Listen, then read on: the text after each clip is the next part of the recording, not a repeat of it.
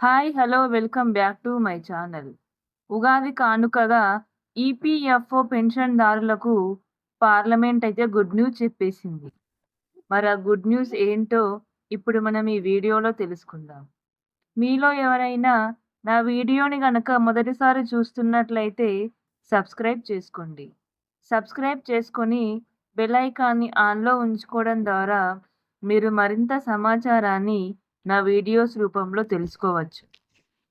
దేశంలో ఉన్న దాదాపు 81,00,000 ఈపీఎఫ్ఓ పెన్షన్‌దారులకైతే కేంద్ర ప్రభుత్వం గుడ్ న్యూస్ చెప్పేసింది.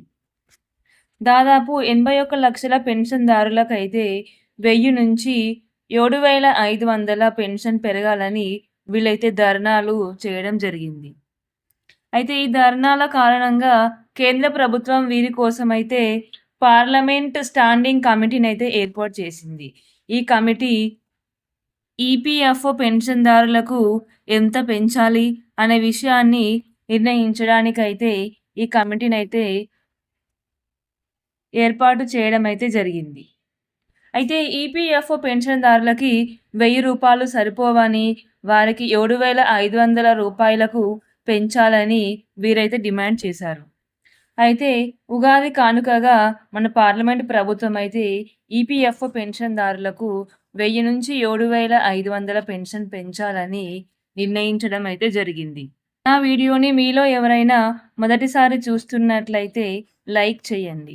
లైక్ చేయడం ద్వారా ఈపీఎఫ్ఓ పెన్షన్‌దారులకు ఈ వీడియో చేరుతుంది. అలాగే మీరు కామెంట్ చేయండి. మీ సందేహాలేమైనా ఉంటే కామెంట్ రూపంలో నాకు వ్యక్తం చేయండి. అలాగే ఈ వీడియోని షేర్ చేయండి.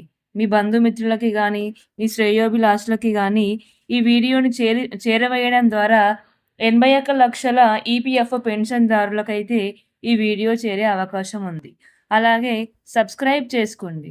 సబ్స్క్రైబ్ చేసుకొని బెల్ ఐకాన్‌ని ఆన్‌లో ఉంచుకోవడం ద్వారా మీరు ఏపీలో జరిగే విషయాల గురించి, తెలంగాణలో జరిగే విషయాల గురించి, అలాగే ఇండియాలో జరిగే విషయాల గురించి, అలాగే ప్రపంచంలో జరిగే విషయాల గురించి మీకు నా వీడియోస్ రూపంలో అయితే మీకు అందజేయడం జరుగుతుంది.